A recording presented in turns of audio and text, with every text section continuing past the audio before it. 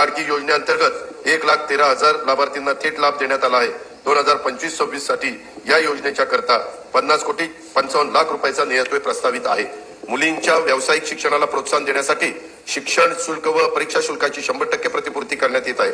मान्यता प्राप्त उच्च आणि व्यावसायिक अभ्यासक्रमाचे केंद्रीभूत प्रवेश प्रक्रियेद्वारे प्रवेश घेणाऱ्या आणि ज्यांचे कुटुंबाचे वार्षिक उत्पन्न 8 लाख रुपयापेक्षा कमी आहे अशा विद्यार्थिनींना हा लाभ देण्यात येतो। मुख्यमंत्री माझी लाडकी बहीण योजनेअंतर्गत 2,53,00,000 लाभार्थी महिलांना जुलै 2024 पासून आर्थिक लाभ देण्यात येत आहे।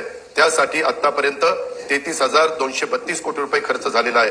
2025-26 मध्ये या योजनेच्या करता 36,000 कोटी रुपयाचा नियतव्यय प्रस्तावित आहे। या योजनेमधून मिळणाऱ्या अनुदानाचा उपयोग जरा बजेट होऊ द्या ना, काही महिला गटांनी आणि आज खऱ्या अर्थानं महायुतीच्या सरकारच्या वतीने आदरणीय अर्थ व नियोजन मंत्री उपमुख्यमंत्री अजितदादांनी आपला कारकिर्दीतला 11वा अर्थसंकल्प सादर करत असताना लाडक्या बहिणीच्या साठी मुख्यमंत्री माझी लाडकी बहीण या योजनेसाठी जवळपास 36,000 कोटींची तरतूद ही त्यांनी यंदाच्या वर्षासाठी केलेली आहे।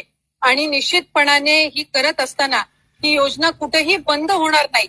जो प्रचार विरोधकांकडून करण्यात आलेला होता की डिसेंबर महिन्यानंतर या योजनेचा लाभ मिळणार नाही, या उलट जानेवारी असेल त्याचबरोबर फेब्रुवारी आणि मार्च महिन्याचा एकत्रित असा लाभ याचं वितरण सुद्धा आम्ही 2 दिवसापूर्वीच सुरू केलेलं आहे।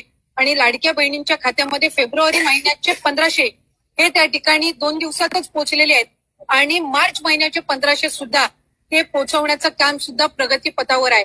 त्याच्यामुळे ही योजना ही महायुतीच्या सरकारची महत्वाकांक्षी योजना जी मुख्यमंत्री देवेंद्रजी फडणवीस साहेब, उपमुख्यमंत्री एकनाथजी शिंदे साहेब आणि उपमुख्यमंत्री अजितदादा यांच्या नेतृत्वाखाली अशाच पद्धतीनं कार्यरत राहणार आहे आणि तेच आपल्याला आजच्या अर्थसंकल्पातून पाहायला मिळालं। त्याच्यानंतर म्हणायचे की निवडणुकीच्या नंतर ही योजना बंद होणार, पण आज 2,52,00,000 महिलांपर्यंत आम्ही हा लाभ त्या ठिकाणी पोहोचवत आहोत आणि आज 36,000 कोटींची जी तरतूद अर्थसंकल्पामध्ये करण्यात आलेली आहे जेणेकरून ही योजना अशाच पद्धतीनं पुढे सुरू राहावी। त्यामुळे आम्ही कुठलाही महायुतीच्या सरकारने लाडक्या बहिणींना दगापट्टा दिलेला नाहीये। 2100चा योग्य तो निर्णय जाहीरनामा किंवा एखादा ज्या वेळेला तुम्ही वचननामा असतं किंवा पुढच्या 5 पंचवार्षिक या संबंध या याच्यातून दृष्टिकोनातून तो ठेवलेला असतो। त्यामुळे त्या बाबतीतला योग्य तो निर्णय हा महायुतीचं सरकार हे निश्चितपणाने घेईल।